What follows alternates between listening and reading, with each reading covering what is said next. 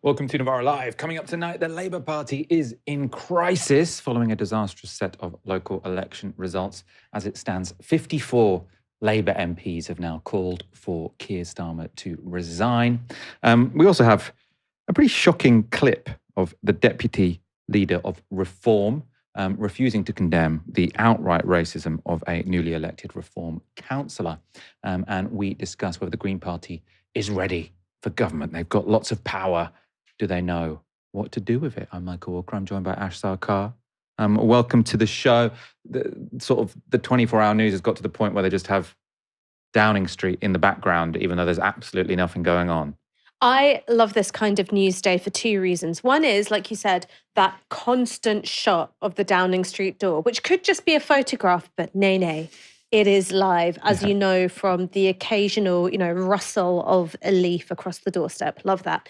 And then the second thing is that when you have these waves upon waves of resignations, and it begins with MPs you've absolutely never heard of in your life. So today, I learned of the existence of an MP in the Blackpool area called Lorraine Beavers. And I just think that's such a fabulous name. I just think it's a great name. So good on you, Lorraine. You've got your moment in the sun. It does sound like, if you want to give a fake name to a policeman. Not that I've ever done that. But it would be Lorraine Beavers. I mean, I probably wouldn't go for that. It'd probably be a giveaway. I was once told by one of our producers, first rule of TV, never tell people what's on the other channel at the same time. But I think if it is just an image of a door, we can outcompete that. Imagine if we lose to the door. If we lose to the door, I'm going to be pretty... If our viewing figures go down after I've told our audience about that door, I'm out of here. I'm quitting. This is over. If you'd like to support our work, with or without me, you can sign up at novaramedia.com/support. As ever, you'll be able to listen to this show on Spotify and Apple Podcasts. Do let us know what you think in the comments. Are you excited about the prospect of Keir Starmer being defenestrated? Or do you think this is all a distraction now that the Greens have some momentum? The 72 hours since Labour's disastrous election results have been, I think it's fair to say, somewhat farcical. With Labour getting decimated in every part of the UK, political journalists were alert to whether either Wes Streeting or Angela Rayner would put their hat into the ring to replace Keir Starmer. However, instead, on Saturday afternoon, a relatively unknown backbench MP, Catherine West, you might not have heard of her until this weekend, said she would go for the top job. This afternoon, I would like the Cabinet to come around the table and elect a leader amongst themselves. Without humiliating the current leader, Keir Starmer, he also should have a role perhaps doing international affairs. But we need someone from within the Cabinet to step forward as the leader, and then we will have a new leader of the party without having to have a leadership election. If that cannot happen, and there are no leadership hopefuls who come forward tomorrow, then Monday morning I will put my name forward to stand for the leader of the Labour Party, and I will be seeking the 81 names that are needed to take to the party chair, and I will begin a leadership election. So that was Saturday afternoon. By Sunday morning, Labour's cabinet had not yet met Catherine West's demands, her ultimatum. But West was offered the chance to make her case directly to a cabinet member. Catherine, you are directly calling on the cabinet to move against Keir Starmer. One of them's here, Bridget Phillipson. What's your message to her? Well, there's nothing stopping Bridget from standing. Why are all the men better than the women? We do need some senior women to step forward and to challenge for what is going to be a really difficult 2.5 years between now and the general election, and also to take us into that second term. She's really laying down the gauntlet. Bridget Phillipson, what do you say to her? I love you dearly, Catherine, but I just disagree on this one. Seemed a bit like a primary school teacher sort of attempting group therapy when all of their sort of year 6 class had fallen out. By all accounts, most Labour MPs appear to agree that Starmer does need to resign at some point soon.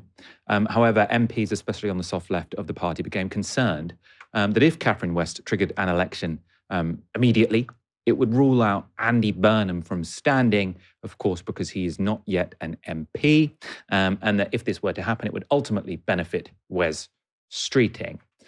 So the soft left would prefer Starmer to lay out a timetable for a more orderly transition, which would also give a chance for Burnham to get back into the Commons. And later on Sunday, West appeared to weaken the terms of her ultimatum.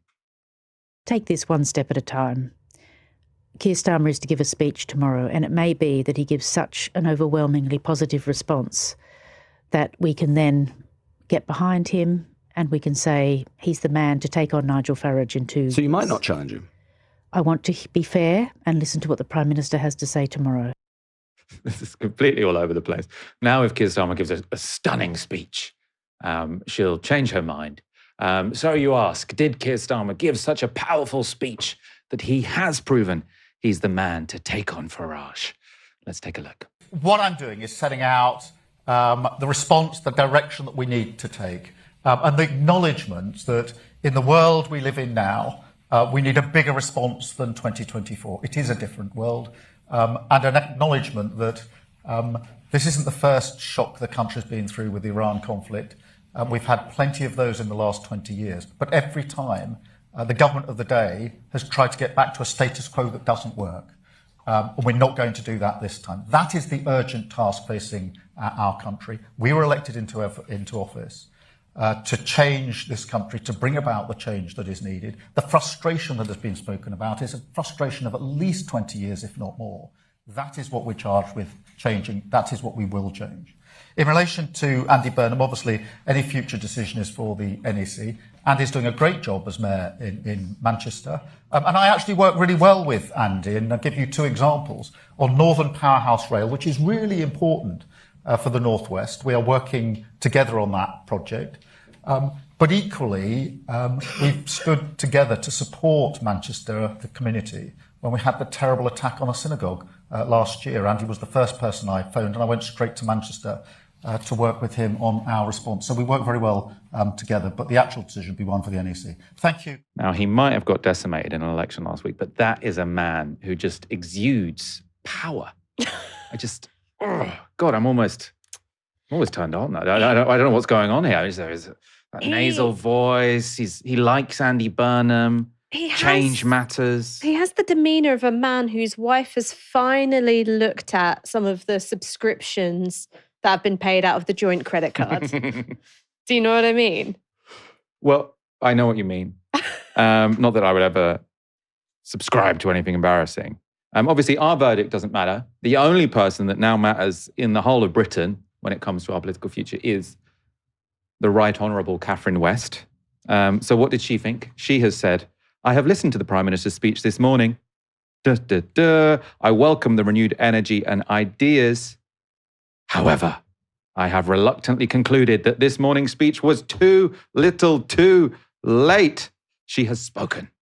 Catherine West also laid out her next steps. She says, I'm hereby giving notice to Number 10 that I am collecting names of Labour MPs to call on the Prime Minister to set a timetable for the election of a new leader in September. The ticker now says 55 Labour MPs have now called or said they have no confidence in Keir Starmer. Now, whether that means they've sort of signed on to Catherine West's sort of particular leadership challenge is unclear. But 55 have said he should resign. Ash, were we in need of this main character this weekend?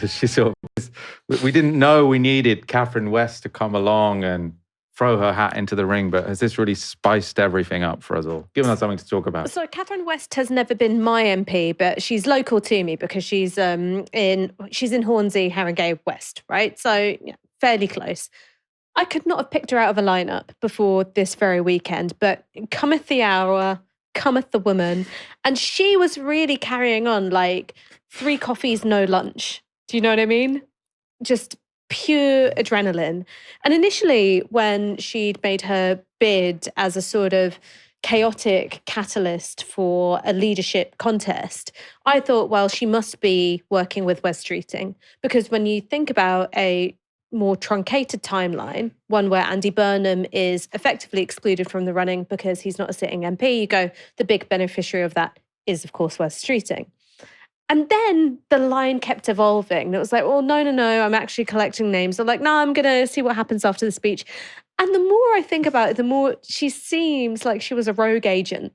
Yeah. That she was someone who heard the call of history and decided to answer.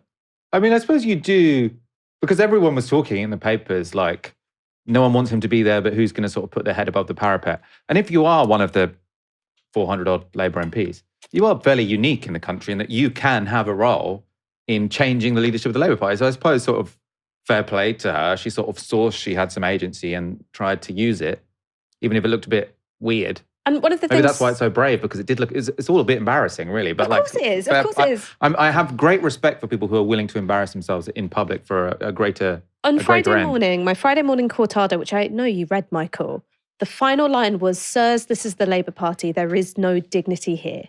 And this is the thing, is that Ed Miliband had said, what we want is this timeline for an orderly transfer of power. So, go slowly, go orderly, no need for infighting. Keir Starmer is, clinging on by his fingernails, like as if you're trying to get a cat in the bath, right? Just absolutely fighting it with every sinew he has. There is no dignity in the Labour Party. And the thing which has sort of resulted in this really chaotic attempt to force a leadership contest on him is because if you're Angela Rayner, if you're Wes Streeting, you know that, he who wields the knife never wears the crown. It's a lesson in politics. And I'm sure we're going to talk about the sort of avalanche of resignations today, but that's the bit where you go, it's really well coordinated. And you can see how it's building up pressure and building up pressure. But Catherine West was a lone arrow, but how she blazed across the sky. Let's look at who we thought would be the main characters, sort of who before Catherine West came along we thought would be the ones to wield the knife, I suppose. So that's Angela Rayner, Wes Streeting, and also Andy Burnham. So let's look at Angela Rayner, who today spoke at a conference for the Communication Workers Union. The Prime Minister today acknowledged the frustration that was expressed last week. But we will be judged on actions and not just our words. I'm proud of our Labour values, but they're not enough if we do not have a plan to put them into practice. It's no good acknowledging the mistakes if they're not put right. So let me be honest, conference. We as a party have to do better than this. And we can only prove we mean our Labour values by putting the common interest ahead of factionalism. And we can start by accepting that Andy Burnham should never have been blocked. It was a mistake that the leadership of our party should put right. So that is interesting because obviously, we've been saying the person who would benefit from an immediate leadership election is Wes Streeting. It'd also be Angela Rayner, because presumably if there is no Andy Burnham, it would be Streeting versus Rayner, although some people have talked about Ed Miliband as well. But that speech and everything she said since the elections makes it seem like she doesn't really want the job. She'd prefer it to go to Andy Burnham, and presumably she would have some kind of senior role.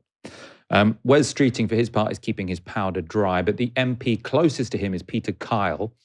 He's been out on the media round with a different take on Andy Burnham. Should Andy Burnham be allowed to return to Westminster if he wants to? I think Andy Burnham left Westminster to go to Manchester, and he made a series of promises. I think promises matter. So he should stay in I Manchester? think promises matter in politics, and he should see that promise through. That's Peter Kyle, who clearly genuinely cares about promises and isn't just cynically trying to keep Andy Burnham out of the Commons so that Wes Streeting can become leader and he can get a senior job, perhaps as Chancellor or something like that. Kyle also denied Streeting is actively preparing for a leadership bid and offered this curious alibi. Wes and I last weekend, we went out campaigning together in Ilford, and let me say, he achieved a stunning result with that whole team in Ilford, because actually they held, and I think they took a couple of seats, a couple of awards off the Tories as well. It shows what a great campaigner Wes is, but that whole team is in that area. After we campaigned, we went for dinner and we went and saw a movie together. Somebody who was planning to pull the plug and launch a leadership bid in a couple of days' time doesn't go to the cinema with a friend. What did you go and see? Devil Wears Prada. Did you? Yes. And what? Is that a good alibi? Someone who's planning a leadership campaign wouldn't go to see Devil Wears Prada too with their friend. Wasn't it John Major famously was having dental surgery? That was during Margaret Thatcher's fight for survival. So there's always, it's one of those things which that is a better alibi than you're at the cinema.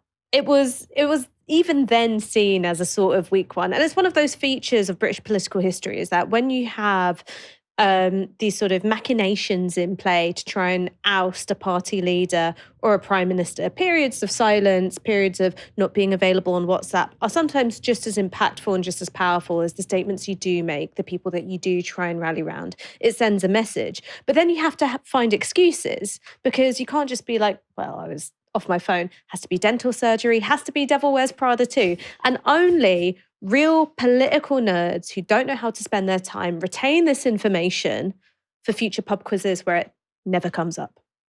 Well done. Yeah, I'm sure you're a great pub quiz partner. I'm very competitive and also overly confident and often wrong. Good enough for me. That's how I feel. I mean, people think I talk about AI too much on this, but I use Claude a lot, or ChatGPT, and people say sort of like, but it's often telling you falsities. I'm sort of like, well, it's sometimes better to get a quick answer which is wrong 10% of the time than spend longer on an answer which is always right, for sort of like efficiency purposes. And it's better to have a pub quiz partner who's confident but gets lots of things wrong than a pub quiz partner who just doesn't offer much. So you're kind of the Claude. You know what? In this scenario. We'll have a team together and we'll call it Catherine West is best. Oh, lovely. Not Lorraine Beavers. Not Lorraine Beavers. Right, in terms of dampening the urgency of MPs to strike, Starmer didn't do himself any favours on the weekend with this interview to The Observer. So he expressed his desire to lead the country for another 10 years. So everyone's asking him to sort of set a timetable to go maybe in September or whatever. He says, no, I'm having another 10 years, whether or not you want me to. And if that seems a bit delulu, check out this relaunch video from the weekend.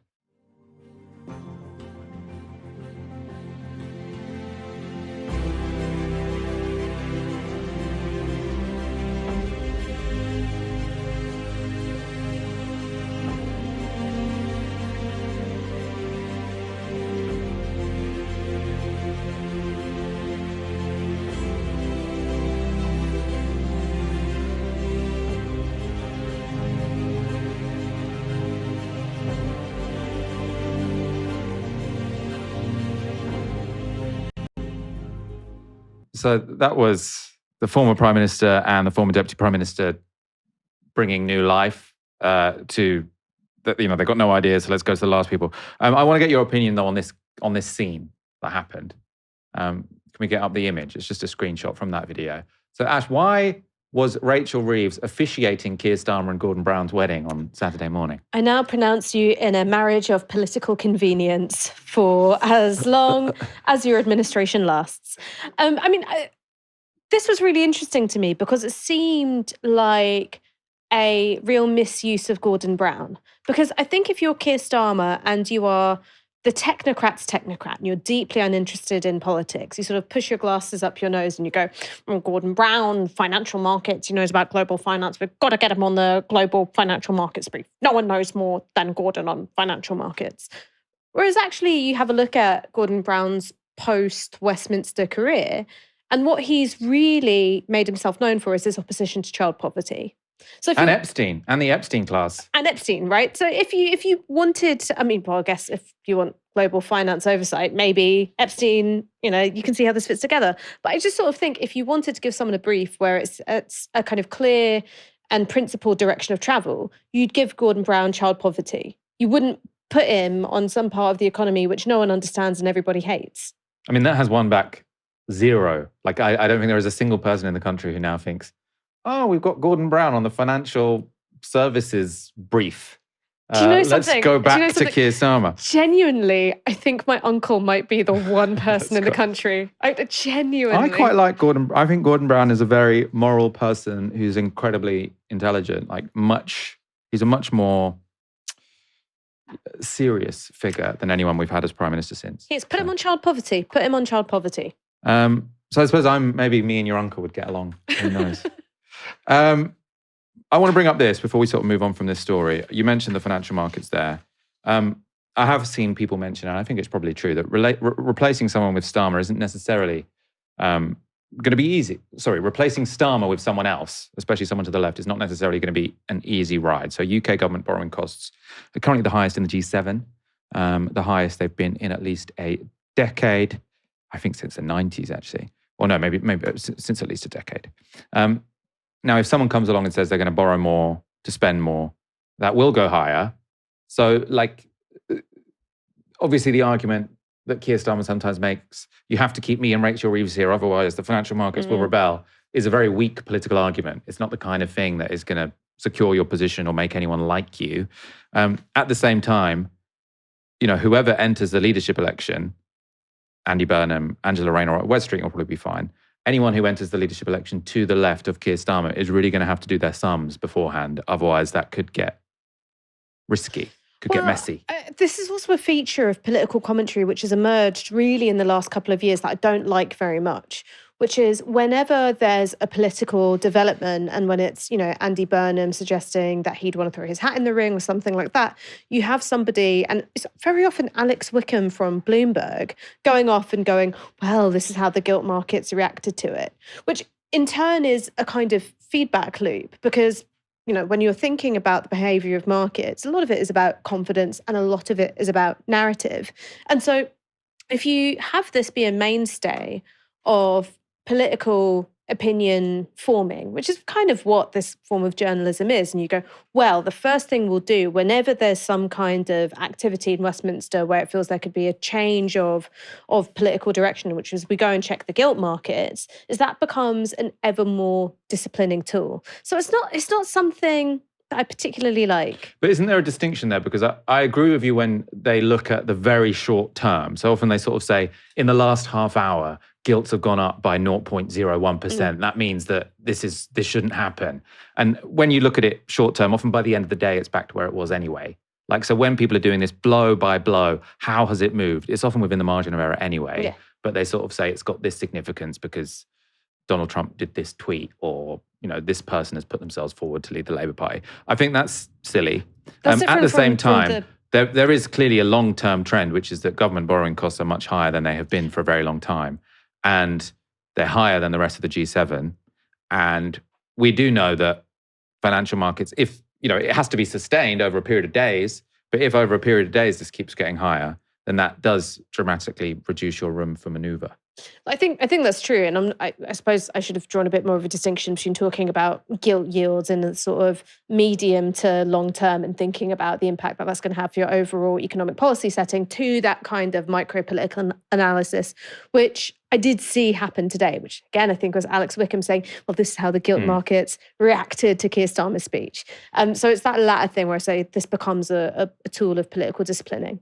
I think on this about borrowing headroom is that this is the part which has been the death knell for Keir Starmer's government, which is they said, what we want to do is have growth, right? Growth was their sort of banner going into 2024. And that's been their mainstay going forward, no matter what the external conditions are like. So whether that's Trump and tariffs, or whether that's Iran war, or whether it's anything else, all you hear is growth, growth, growth. And the thing is that one, people don't really believe that that's something that's possible. Two, there is a clear majority for, okay, we're happy with certain kinds of taxation on non-productive forms of wealth. We want a lower tax burden on working people. And I think that there are elements of government spending that, I don't think that people look at something like the McKinsey contracts or Deloitte contracts that go out and go, that's a great use of public money. You can build a coalition around that. And I think because the only answer to some of these things, which are problems of ideology and problems of orientation, all you've got is Rachel Reeves going, well, I want growth and what really matters is the headroom I have, which is then completely dependent on the gilt markets. You have no room for manoeuvre at all. And I think that this is where Andy Burnham was right, which is overall, this is such a huge disciplining force on politics. And I think it's something which feeds into, I think one MP called it the doom scrolling of leaders, which is no one can really do anything. They lose the faith of the public very quickly. And then suddenly everyone's demanding their heads. But you can't ignore it either, right? No, I'm not saying. And obviously if they say the markets these traders aren't going to be persuaded. They say, oh, we're going to save loads of money because we're going to cancel the Deloitte contract, because the markets are going to think that the government's more incompetent than Deloitte. So sort of like if you say, oh no, we are serious about saving money, and then you just tick all your favorite ideological boxes, they're not like the problem is that if you want to have as much spending as we do, you have to have broad-based taxes on like the general population, and no politician is willing to do that. I mean, I think that's kind of and what the I'm issue. arguing is drawing from both columns, right? Which is, yes, there is a perception of Deloitte or Sarkar or G4S or whoever it is being more competent than the state. I'm not saying that the state is always the most competent administrator of things. I mean, I'm not saying they necessarily are more competent than the state, but there's also a huge amount of bloat and a huge amount of waste, particularly when it comes to building infrastructure and when it comes to running parts of the state, where you go, like, the taxpayer is being bled like a cash cow. And so, yeah, the markets may not like it, but you end up in this situation where privatization and outsourcing and an over-dependence on consultants has really weakened the state capacity to do stuff. I mean, Michael, you just got back from China. Think about how much high-speed rail they were able to build and how little McKinsey. Yeah, high-speed rail, little McKinsey, but they also don't have like consultations. You're not going to have a load of people who can object to the train going through their field. So sort of like big, bold planning reform you also would. I mean, we're gonna talk about NIMBYism a bit later. NIMBYism and YIMBYism is coming up. But the Chinese are YIMBYs. I'm 100%. I'm more pro-train than I am pro-consultation, I will say that. Reform UK were the biggest winners of last week's local elections. They gained 1,450 seats in England, so 3 times as many as the other big winners, who are Zap Polanski's Greens. Now, this is pretty concerning, given their blasé attitude to racism. Hope Not Hate have found numerous examples of candidates who went on to get elected for Reform UK, saying outrageously racist things. I'm just going to show you 2 of the most shocking examples. So Stuart Pryor was elected to Essex Council on Thursday. These are a selection of his posts from 2025. So he says, imagine Muslims are dirt. Not genocide. There cannot be a genocide against Muslims. It's only ever self-defense against those rats. Then a very offensive word for black people. And then it says, you're right, they should be segregated and provided with all the knives they need. Apparently that was a response to something about the policing of black people. Pryor also referred to white people as the master race. Glenn Gibbons is another reform racist, this time elected to Sunderland City Council. In 2024, he posted this on Facebook. Can't believe the amount of Nigerians in town. Should melt them all down and fill in the potholes. Reform's deputy leader, Richard Tice, was asked about that post on the BBC. Many voters do still have concerns about reform. And just as you and I have talked about many times, you have had problems on lots of occasions when some of your candidates' views have been revealed to be offensive. Now, as Bridget Phillipson mentioned, but we were going to ask you about this anyway, one of your new councillors who's just been elected in Sunderland previously suggested online that people should melt Nigerians to fill potholes. We have an internal party process. But here's the point. Well, it's not a very good one if somebody who expresses that can be elected. We've heard all this smearing and the sneering. Let me tell you what people are really concerned about. Forgive me. Laura, that's not I'm going later to a campaign against the scourge of anti-Semitism, right, which is the greatest threat facing us here in particularly in London, but elsewhere across the UK. That's what people are really concerned about. We've stood up strongly for the Jewish community. And if people have said daft things, of course it'll be looked at. But, let's just remember we've got a party that has been successful, that is now the anti-Semitic Green Party. That's what people are most worried about. But I want to ask you about your party. One of your new Sunderland councillors, so a man who was elected to represent Reform, suggested melting Nigerians to fill potholes.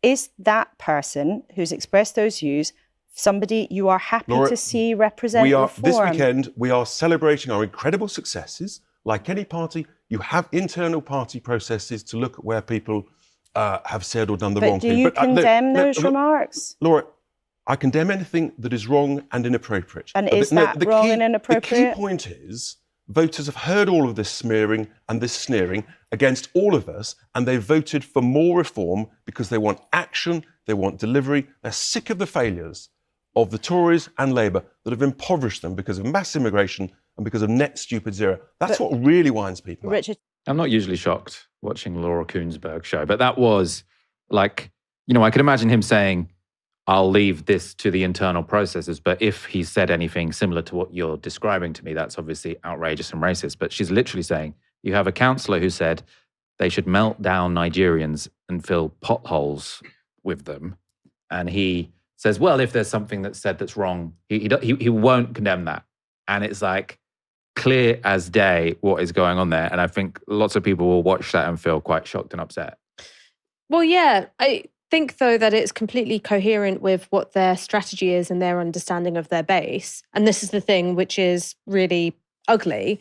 The first thing is that I think core to some of the emotional story that gets told by Nigel Farage is you, who've had concerns about immigration, you've been called racist for years, elites hate you, blah, blah, blah, blah.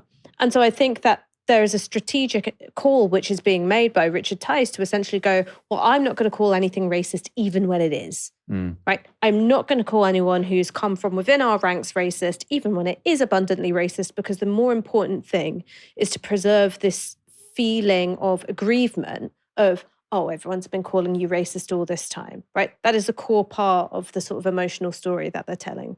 The second part is that pivot into anti-Semitism.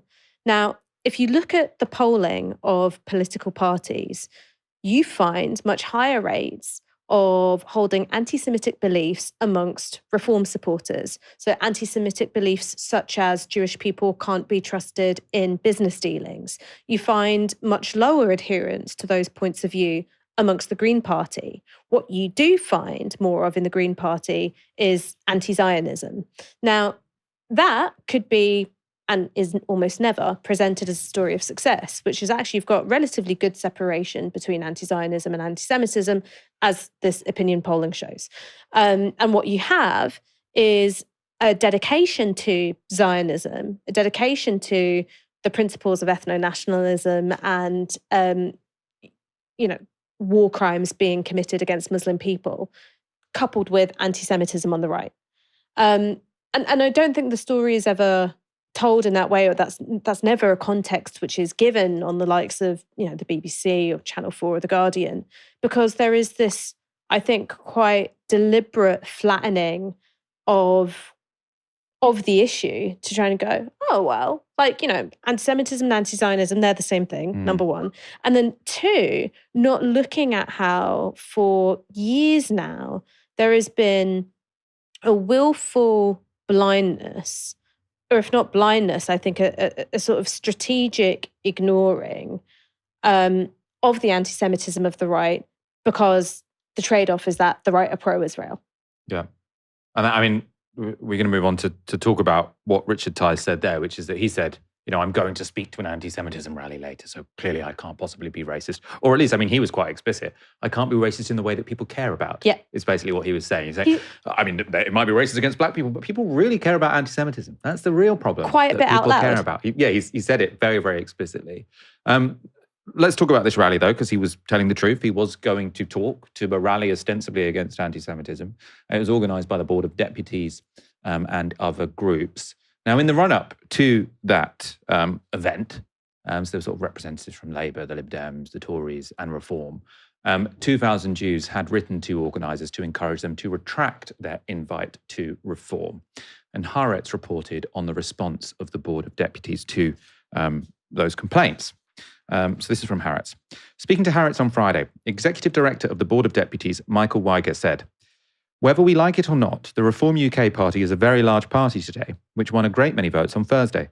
They are seeing a strong upsurge in Britain and significant growth from certain sectors in the Jewish community." He further added that Reform UK is a serious party with many supporters, local councillors and an increasing number of members of parliament from month to month, which cannot be ignored. They have also expressed very broad support for the fight against anti-Semitism. There was no way we would not invite them. And it goes on. "We did not invite the Green Zach Polanski because we very strongly do not believe he has done enough to root out anti-Semitism from his party.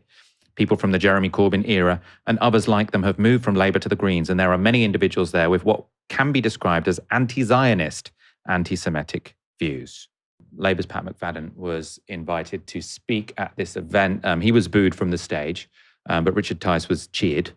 Someone who I saw commenting with some decent points about the stupidity of all of this was Hugo Rifkin. So he's a sort of Times journalist, a centrist fella. So he said, a political culture which boos Labour and welcomes reform is not in our short or long-term interest. He's Jewish, of course, as well. And I know you must see that too. And then he goes on to say, the government is not to blame for anti-Semitism. It is cheap, dangerous and unserious to allow that perception to spread. More importantly, our community doesn't exist in a vacuum. Tice came fresh from media interviews where he couldn't be moved to criticise a joke about melting down Nigerians and using them to fill potholes. And we wonder why self-declared anti-racists don't step up as allies. This strategy is disastrous. I thought that was a reasonable comment, because you always say, why aren't anti-racists standing up and coming to this anti-racist rally? It's because you've got the guy on stage who's getting cheered who just refused to condemn a joke about melting Nigerians into potholes. Someone who had a really incredible, very intelligent, well thought out analysis of this is Shanice McBean, who talked about the ways in which Jewish people and anti-Semitism, and that is anti-Semitism that is directed at, or said to be directed at, pro-Israel Jews in particular, are being sort of used as a lightning rod, kind of to be an attractor for racism, which is you sort of have this thing of one, preferential treatment by the state, certainly compared to other communities. You get your COBRA meetings, it's the national emergency, all of that kind of thing. When you have attacks on mosques, a disgusting racialized rape of a Sikh woman because her assailant thought that she was Muslim, things of that nature, you don't see a state response in the same way. Second thing is that you have this conflation of anti-Zionism with anti-Semitism. Now, are there anti-Semites who are anti-Zionist? Yes. And the increased salience of Israel because of the post-October 7th state of play, that obviously leads to a rise in a certain kind of anti-Semitism. I don't think anyone can or should deny that. But that conflation means that there is, I think, quite a disgusting opportunism, which is, for instance, after what happened in Golders Green, where 2 Jewish people were stabbed by a knifeman, is that suddenly the conversation is about banning marches, which hadn't happened for months. There was absolutely no evidence that the suspect who's in custody had any relationship to the organised movement for Palestine. Right? Absolutely no evidence whatsoever. But there is this kind of strategic opportunism, which just creates more resentment, less community cohesion, and feeds right back into that hyper visibility of Jewish people and anti-Semitism directed at them. And I do think that that's a part of this story that we need to think about, which is that there is I think she called it an anti-Semitic philo-Semitism, which is there's this professed love and concern for the Jewish community, all while making political moves which ultimately endanger Jewish people who are living in the diaspora all the more. And the Board of Deputies, in inviting Richard Tice and saying, well, broadly they've stood in support of anti-Semitism, don't give a fuck about the other forms of racism, and also don't give a fuck about the forms of anti-Semitism which are present in reform. For instance, a candidate who doubted, the number of Jewish people killed in the Holocaust. There was someone who said something along the lines of, only trust German written history, not the Jewish lies. Something along those lines. Right. So that's fine. Right. That's fine. But Zach Polanski, a Jewish anti-racist, pro-Palestine party leader, he's beyond the pale.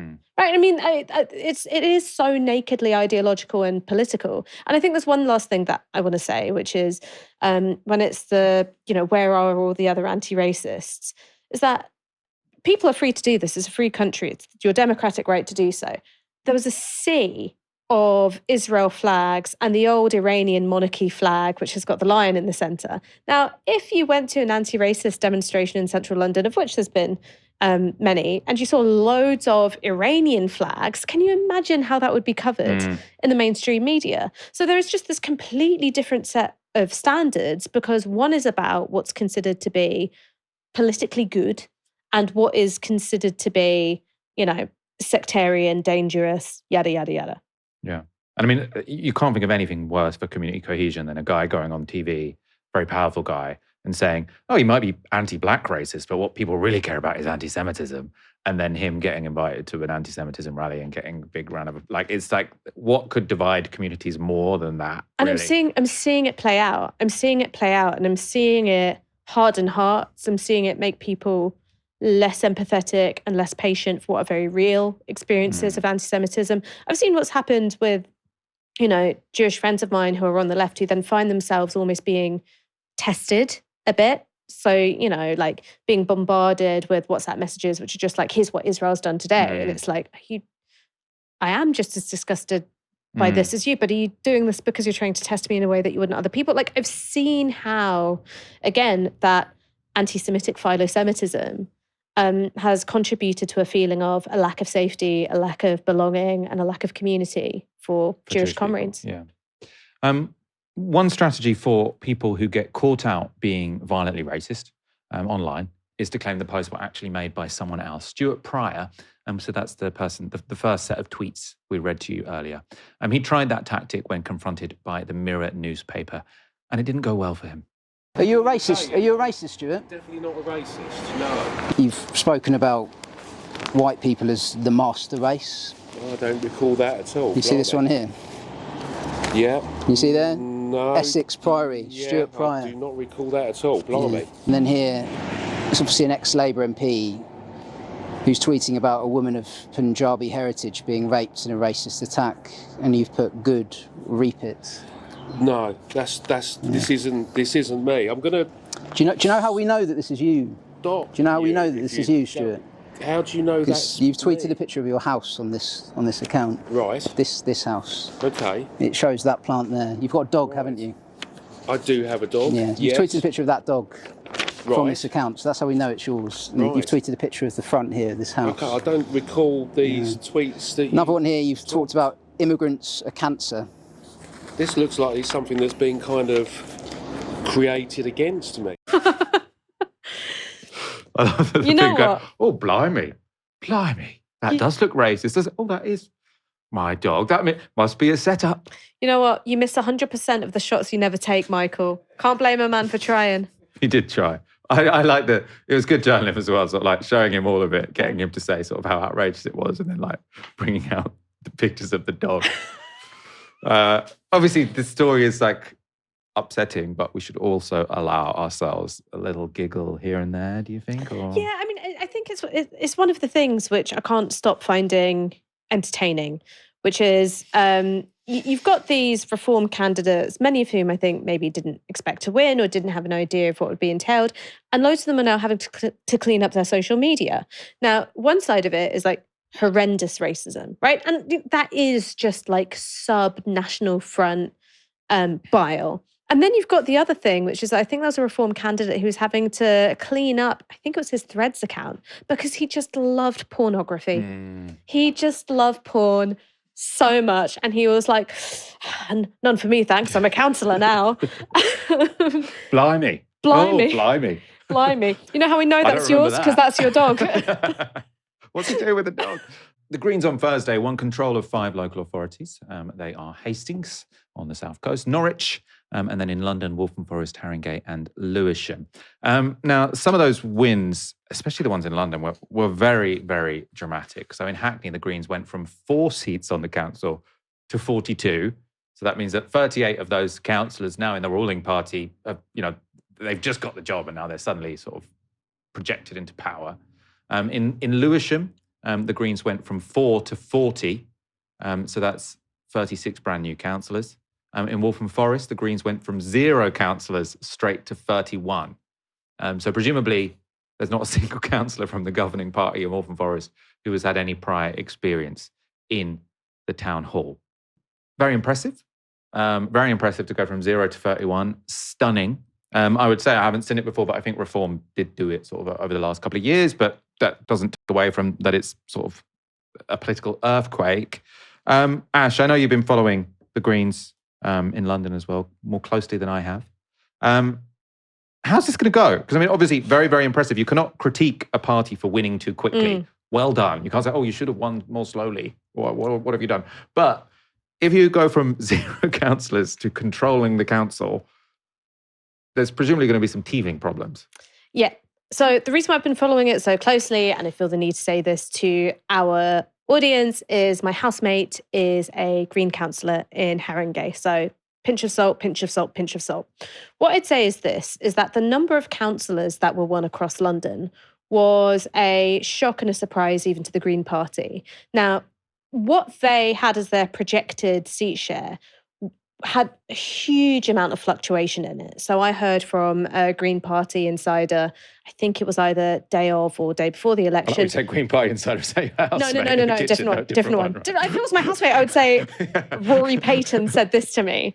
Someone who works for HQ, who said, well, look, our projections are anywhere from 90 to 900. And he said that in all seriousness. And that's basically like saying 0 to infinity. And so the unprecedented nature of this moment for the Green Party is something that they're continually having to play catch up to. So the moment at which the candidates were submitted is a really different moment from the one that they've now found themselves in. I know from Haringey that there are many candidates who thought that they were just making up the numbers to say, well, we've contested this number of wards. We're not going to get in. In Knoll Park, which is the ward in Haringey where they unseated the former Labour leader of the council, Perry Ahmed, I know that they didn't do any door knocking. So the scale of the win, whether it's Haringey, Hackney, Lewisham or Waltham Forest, it's beyond what was hoped for. And I think that there'd been an idea of sort of like incrementally building a presence in the councils.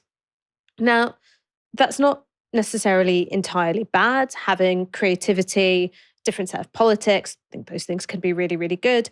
The potential banana skins to watch out for, I think, are this. The first thing is in a time scale of between 0 and let's say 8 weeks, which is where, and you've seen this in Camden, some candidates didn't understand what it was they had to declare. And you had Green Party members who were, put in charge of being election agents who also didn't necessarily understand what it is they had to ask. And in that gap can fall a multitude of sins. So you can't be a teacher at a council-run school in the borough for which you're a councillor. I didn't know that. Well, now you do. You can if you are teaching at an academy in that borough, but you can't if it's a direct local education authority sort of number. So there are going to be people who, because of, I think, that lack of political experience, lack of electoral experience, where there will be some by-elections and there'll be some conflict. After that, you're going to see, I think, some people who have taken on roles within cabinets and leadership who find the pressure very, very difficult. They may not have expected to get elected, or they may have, expected someone else to step forward. And I think that you'll find that out relatively quickly. Then you've got the really difficult bit, which is there are very few councils in London which are in the black. And one of the biggest components of all these budgets is adult and child social care. Boroughs like Haringey have been dependent on central government loans for years, basically, to keep them out of bankruptcy. So how Green-run councils get to grips with budgets, particularly when many candidates will have, signed no cuts pledges and things of that matter, that's going to be really, really difficult for them to get their heads around politically. And I suppose, particularly with adult and social care, is that there is a unique form of risk there, which is bins are bins, right? But if a child or a vulnerable adult dies in circumstances that could have been prevented by a state agency, that's always a time where there is a huge amount of scrutiny on local authorities. And again, the reason why I'm thinking of Haringey is that I grew up near there, and there were 2 particularly high-profile cases of deaths because of child abuse, Baby P and Victoria Colombier. And to have an inexperienced council for moments like that, really, really difficult.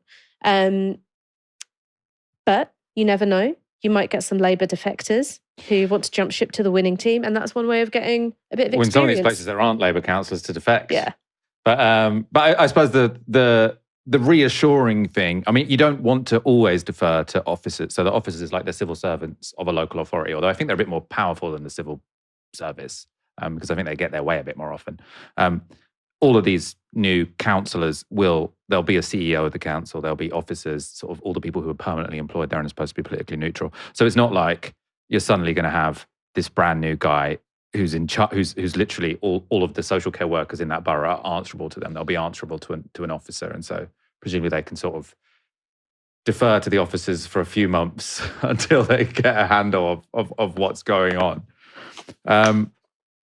The number of Labour MPs calling for Keir Starmer to resign is now 58, and there's been 3 PPSs resigning. And we'll talk about that in a moment. I want to stick to policy, though, because I don't know if anyone's heard of Sally Jameson, Tom Rutland, or Joe Morris, who are the ones who have resigned.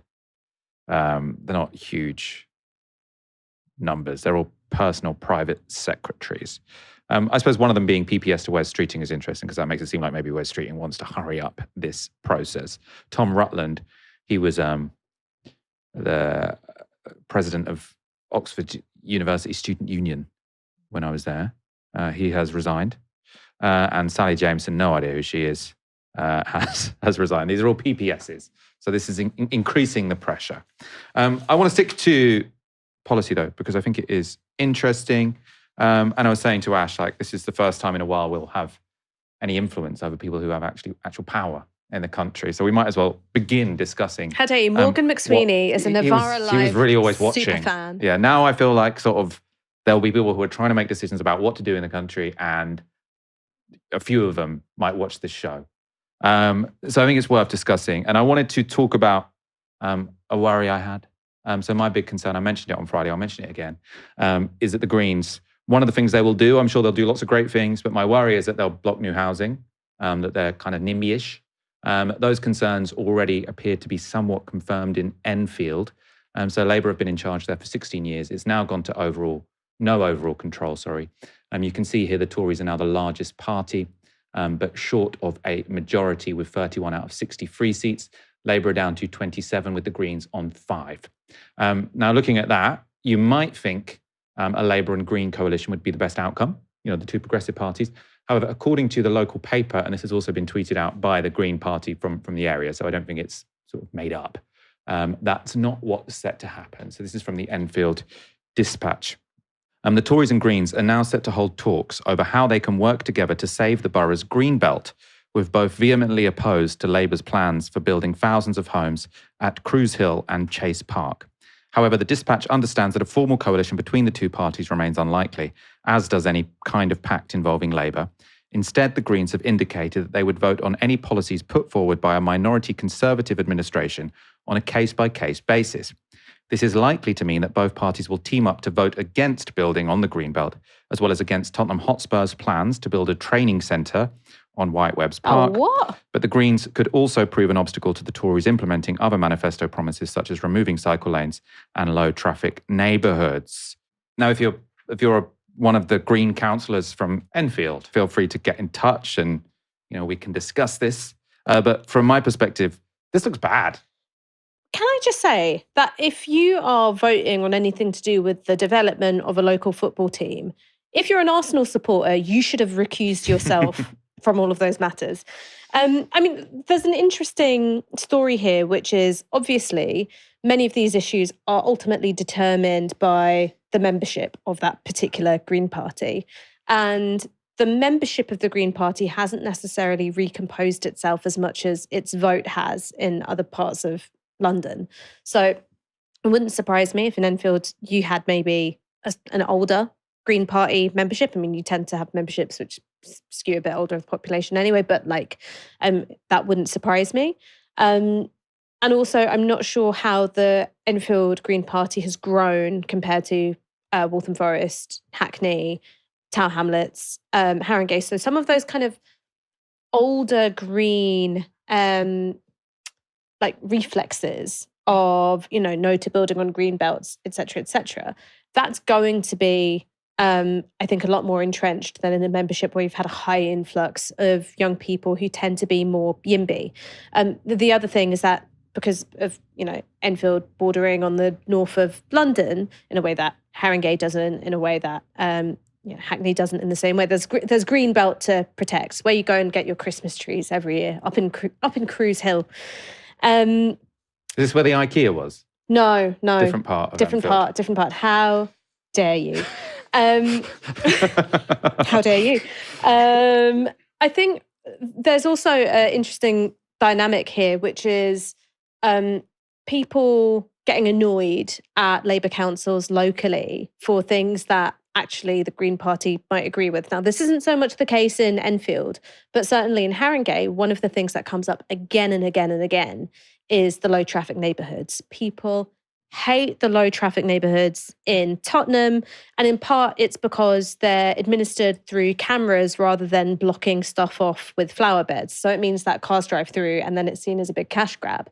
And so you had people talking to Green activists on the doorstep saying, I'm not voting Labour, I'm voting Green because I hate the LTNs. And Green activists were like, that's incredibly awkward because we historically love them. So there is also an aspect of new Green councillors being able to capitalise on existing dissatisfaction with Labour policy, whereas actually like the line of the Green Party, especially the line of the Green Party under Zach Polanski on something like housing, is moving in a very different direction. We say that on how I'm still, talking to Liam and Zoe briefly on the show last Friday. I have to say, I've never had a conversation with them other than that. This is not sort of background information. If you watch Friday's show, it's conversations we had.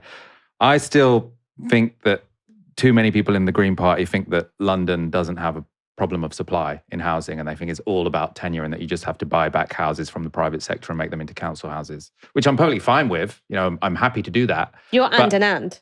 I'm and, but I just think they don't really believe that there is a housing shortage in London, is what I get from all of them, because they say, oh no, we need to build affordable housing. It's like, a big reason why housing isn't affordable in London is because there isn't enough of it. The population of London went up by a much greater proportion than the number of houses went up in London. And that is a big reason why private landlords can increase rents. Because a private landlord can increase rents, because if I say no to my landlord when he wants to raise my rent, he'll say, okay, move out and I'll get someone else in. If you have loads and loads of houses, that's not going to happen. And this is sort of shown over and over again around the world, that it is the case that if you shed loads of housing, rents will fall. It just happens. Look, turn Cruise Hill into a beautiful giant cul-de-sac. I'm all for building new housing. The thing I guess I'd say is this, which is right now, in many ways, there is a patchworkness to the Greens, right? You have this breakthrough in individual constituencies, and you have this like really quite democratic structure where manifestos get decided and voted on by the membership. When it comes to doing something like contesting the London mayoralty, which if you look at the results in London, you'd think that's the logical next step for the Green Party. No longer will they be able to be like, okay, well, we'll do what works for Enfield over here, and then we'll take a different line in Hackney and in Haringey and wherever over here. You're going to have to come out with something which is like, yes, we want to build on the green belt, or no, we don't. You have to be like relatively definitive on that. But they could also, I suppose the thing I'm worried about is that they'll fudge it. Well, the thing I'm worried about is that they could be wrong, right? So I think lots of them don't believe that we need more housing. They just sort of think that it's the only thing that matters is tenure. They'll stand for the mayoralty on that kind of platform, and they'll win, and housing will continue to get more expensive.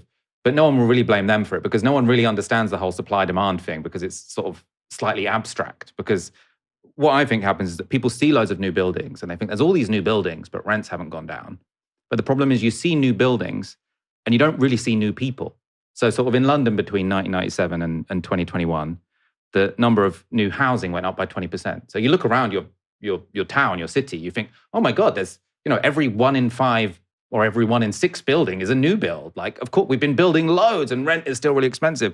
But what you don't see is that the population of London in that time went up by 28%. And you don't look around and think, oh, 1 in 5 people didn't live here 20 years ago. That's not how it works. So I think there is just this problem whereby people see new houses, they don't see new people, they misunderstand the problem.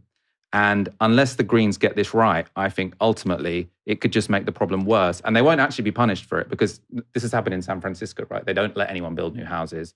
really, really expensive to live there. And you don't really get kicked out because people say, oh, I don't want a luxury flat anyway. But the thing is that you see new housing going up. And I think that this is one thing where like it is really different from the kind of developments they see outside of London or in that sort of like green belt ring around London, where new houses being built tend to be houses, right? They tend to be sort of like terraced or semi-detached or even detached houses with like, 2 floors and a garden.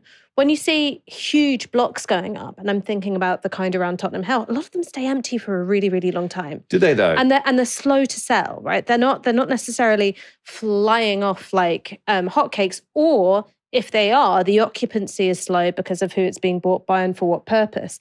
And I think that is, I mean, I'm like you, I'm and. I'm saying build and also tenure is really important, because when you see those builds go up and they look fucking disgusting, and there often isn't the right infrastructure around them, so they're kind of marooned in a landscape of very few schools and things of that nature, and a lot of them are sort of they sit like 1/3 occupied, like it takes ages to go to 2/3. Do we know that it's 1/3, 2/3? But I'm saying people can see it. People can see it with their eyes. You're saying, oh, people can see new houses going up, but they don't see or experience the population increase going up. I'm saying there is a third thing which people see, which is that there are these new builds going up and they're not seeing families fill them very quickly. Yeah.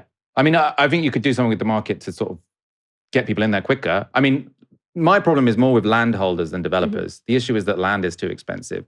If national government can do something to push down land prices, great. Also, I would invest shed loads in social housing. But you need just physically more homes, because I suppose you're saying some of them take too long to fill up. I often hear the critique from people, well, the people who are living there are the wrong kind of people. They're middle-class people, they're people who work in tech, they're students, et cetera, et cetera. And what I think that misunderstands is if they're not living in those new builds, they're going to be competing for your flat because they've got to live somewhere. I mean, look, I have less of that kind of critique of gentrification, right? I too love a sourdough bakery opening near me because it's catering for a new kind of clientele. I love that kind of stuff. I think that, one of the things that you've seen in my area is that there's I think it's something like 20% of the social housing just fails basic standards in terms of ventilation, mold, disrepair, blah, blah, blah, blah. And that's where people who experience high levels of deprivation are clustered, right? You've got big problems of overcrowding, you've got massive problems of antisocial behaviour, drug use, fly tipping, all the rest of it.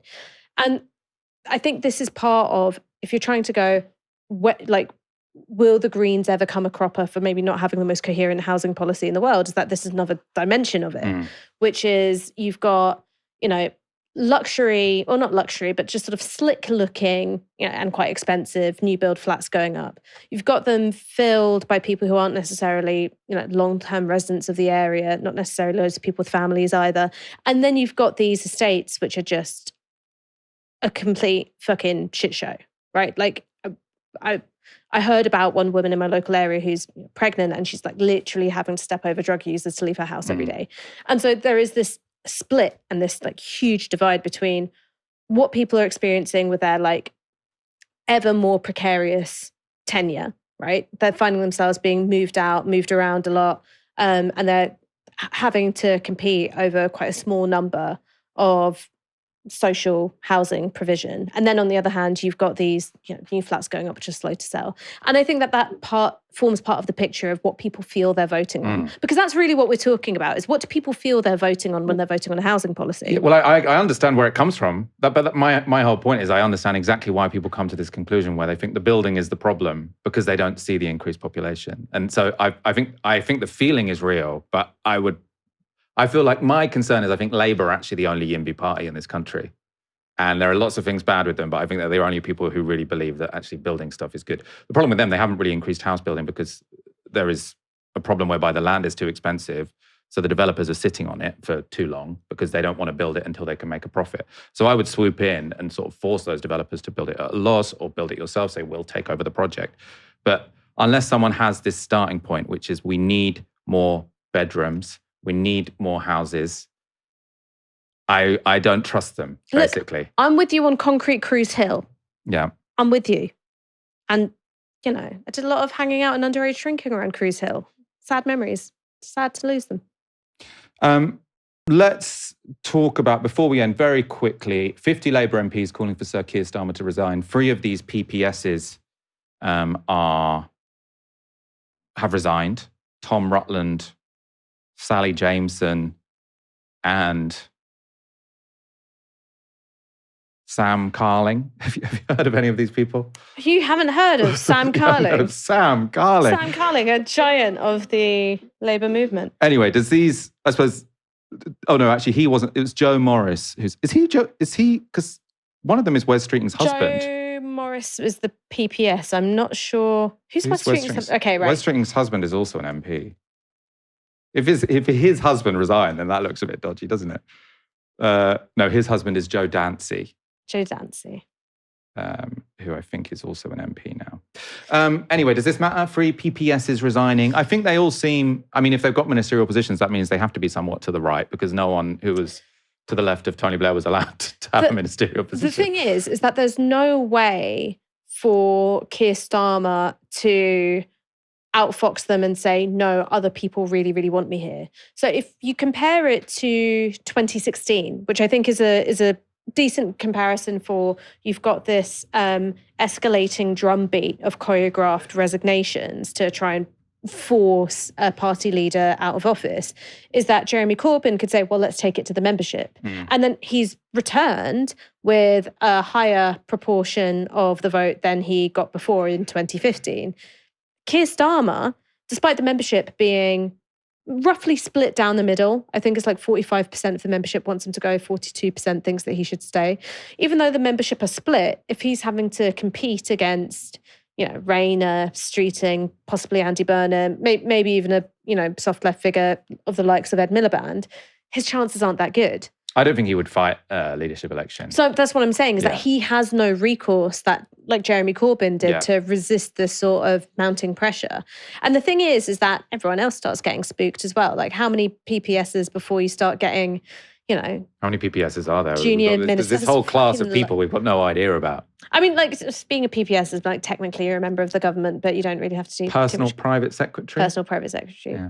Or parliamentary bag secretary. carrier, I think. Bag carrier. 3 ministerial aides quit and urge PM to resign. I suppose that what could make all of this stop is Starmer says, I'll go in September. That's ideally what everyone wants. And then Andy Burnham can get in there and then he can win. That's what I want. Is that what you want? I don't know what I want. Putting you on the spot there. Yeah, I don't know what I want. You know what? Whenever my therapist says, what do you really want out of life? I'm like, I don't know. I don't know. Why are you asking me on camera? Let's wrap up there. You're off the hook, Ash. Thank God. You can work it out by next Monday. Thank you so much for joining me this evening. You know what I want out of life, Michael? To be sat here with you doing this show. Yeah. And net increase in housing units in London, of course. I want more housing units. But you know what? I would like us to have a Singaporean model of the state owns all the land. Yeah. Oh, I would love the state to own all the land. Yeah. I mean, my favourite city is, not that I've ever been there, but my favourite model of a city is Vienna. Which is, 60% council homes. But they also build shed loads more homes than we do. They have a total number of homes, which is more per person than we have in London. Let's wrap up there. Thank you guys for watching. We'll see. We'll be back tomorrow, I suppose, if Keir Starmer... 59 Labour MPs have called for Keir Starmer to resign. If it gets to 80... 81's the magic number. 81's the magic number if they also sign this sort of constitutional doc, because if they just say they want him to resign, but they want to do it in a different way, or if he, I don't know, presumably if it gets to 81, something significant, he'll have to come out and set forward a timetable. I said it's quite exciting, but I don't think the audience is going to believe it. Like, how exciting do I find it? I don't know. I don't find it as exciting as the local elections themselves with all the ballot papers and stuff. I love that. Now, I feel we're very much in, all of these people you've never heard of before, is that it makes me think of the Japanese baseball game. Do you remember the Japanese baseball game? And they tried to come up with American-sounding names. And what they came up with was Dwight Portugal, Sleeve McDykel, Todd Bonzales, and Bobson Dugnut. So every time something like this happens, I'm like, oh, not Todd Bonzales. Yeah, that was like a famous tweet from the chicken coup time, wasn't it? Okay, we will wrap up now. Thank you guys so much for watching. We'll be back tomorrow at 6 p.m. For now, you've been watching Novara Media. Good night.